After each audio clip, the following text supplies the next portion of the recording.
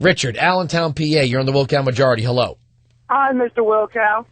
Love your show so far, but I did want to comment that you make the point a lot that Congress in the Constitution does not have the power, the spending power. However, when it comes to spending, Congress, according to the Constitution, and Supreme Court interpreting the Constitution, it does have the power to spend for the general welfare of the United States. No, it doesn't.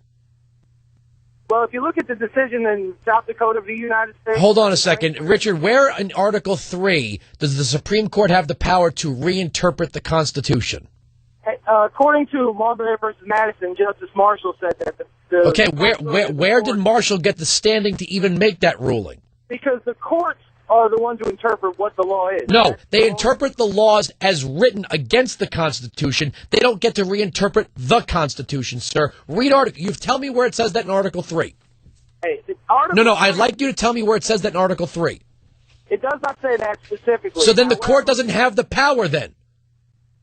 No, it doesn't. If Article 3 does not present the federal judiciary with a power to reinterpret the Constitution, only law based on the Constitution, then the Supreme Court cannot reinterpret the Constitution. It's just interpreting what the Constitution is. No, where does it say that?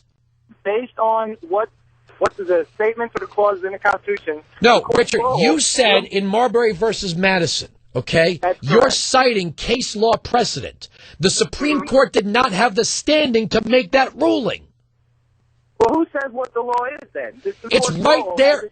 What do you mean, who says what the law says? Do you read the English language? Do I read the English language? Yes, sir.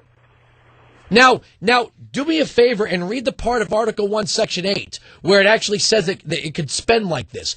The 18 enumerated powers define common defense and general welfare. It's not an open... If there was an open-ended, unlimited power, the rest of the Constitution would be irrelevant, sir.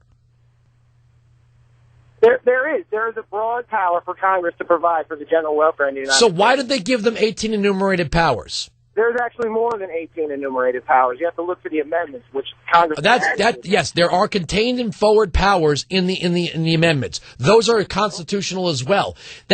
Why would they put limits on the federal government in the Constitution if it was just an open-ended broad power? To provide for the general welfare, the Congress is responsible for the rest of the country. They have... No, it's defined by the enumerated powers, sir. And they have the power to spend for the general welfare of the United States. I believe no, the 18 enumerated powers define what is common defense and general welfare, sir. Okay, then what is common defense and general welfare? It's defined by the 18 enumerated powers. Have you ever read them? Yes, I have. So then what argument are you trying to make here? The federal government is limited in its authorities. That's why it has enumerated powers. If it had unlimited authority, there wouldn't be enumerated powers. That's correct. So your argument is wrong. Thank you for the call. You did not break my argument. You didn't even rise to the challenge.